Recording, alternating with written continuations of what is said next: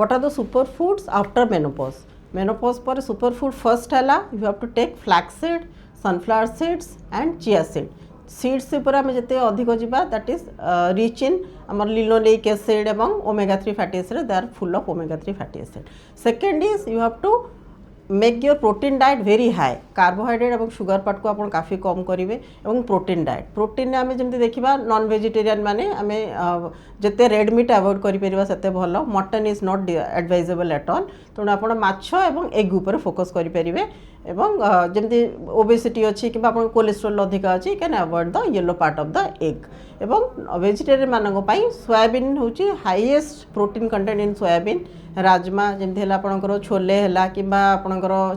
चिकपीज है कि मटर है ये सब जिन जिते डाली जातीय जिनस डालीटा आप निहाती ने बहुत लोग नॉनवेज बंद कर दिखते आफ्टर मेनोपॉज से करेंगे because protein is the main content of the cell तेणु आप ने मिल्क एंड मिल्क प्रोडक्ट्स एगुड़ाक आप बिल्कुल भी बंद करेंगे प्रोटीन ड्रिंक गोटे निहाती दरकार after menopause and regular exercise yoga and proper hydration it should be maintain.